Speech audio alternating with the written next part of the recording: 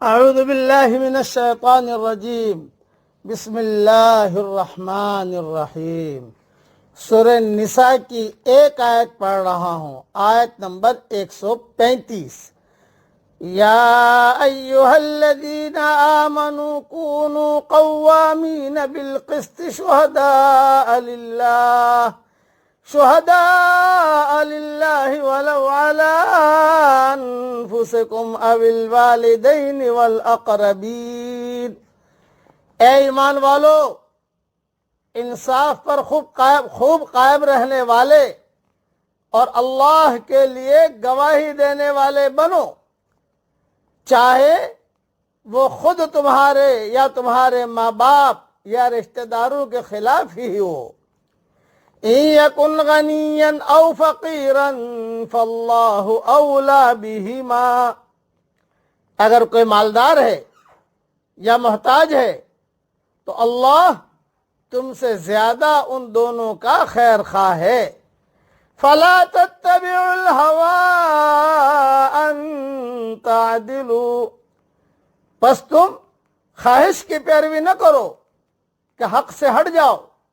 وَإِن تَلْوُوا أَوْ تُعْرِضُوا فَإِنَّ اللَّهَ كَانَ بِمَا تَعْمَلُونَ خَبِيرًا۔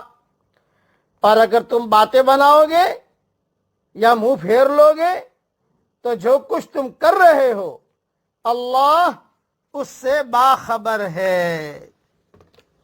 اس کی تشریح سن لیجئے۔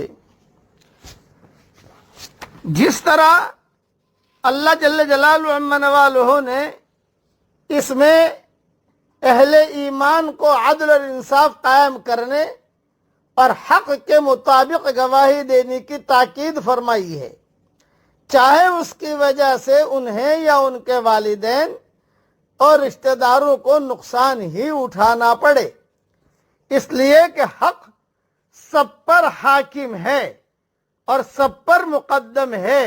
یہ جملہ پھر سے میں کہتا ہوں، اس لیے کہ حق سب پر حاکم ہے اور سب پر مقدم ہے۔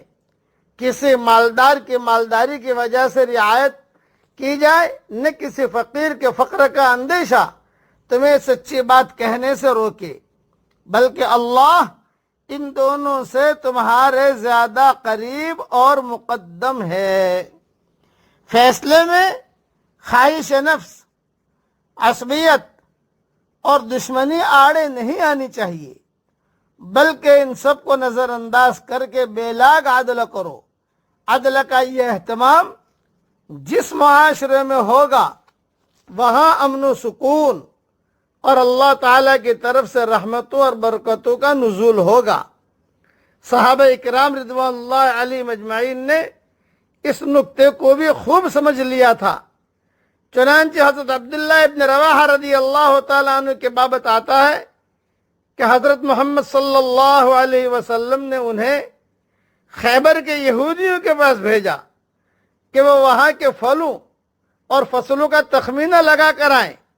یہودیوں نے انہیں رشوت کی پیشکش کی تاکہ وہ کچھ نرمی سے کام لیں۔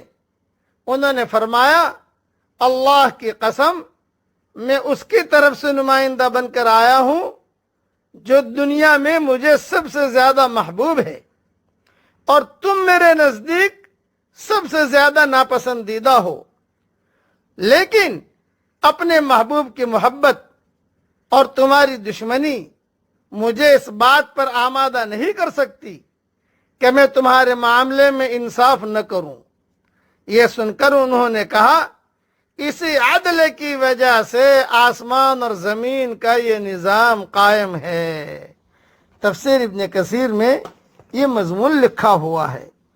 اجتماعی زندگی میں بار بار ایسا ہوتا ہے کہ آدمی کے سامنے ایسا معاملہ آتا ہے جس میں ایک راستہ اپنے مفاد اور خواہش کا ہوتا ہے اور دوسرا حق اور انصاف کا۔ جو لوگ اللہ کی طرف سے غافل ہوتے ہیں، جن کو یقین نہیں ہوتا کہ اللہ ہر وقت ان کو دیکھ رہا ہے، وہ ایسے مواقع پر اپنی خواہش کے رخ پر چل پڑتے ہیں اور وہ اس کو کامیابی سمجھتے ہیں کہ حق کی پرواہ نہ کریں اور معاملے کو اپنے مفاد اور اپنی مصلحت کے مطابق طے کریں، مگر جو لوگ اللہ سے ڈرتے ہیں، جو اللہ کو اپنا نگراں بنائے ہوئے ہیں، وہ تمام تر انصاف کے پہلو کو دیکھتے ہیں اور وہی کرتے ہیں جو حق و انصاف کا تقاضا ہو۔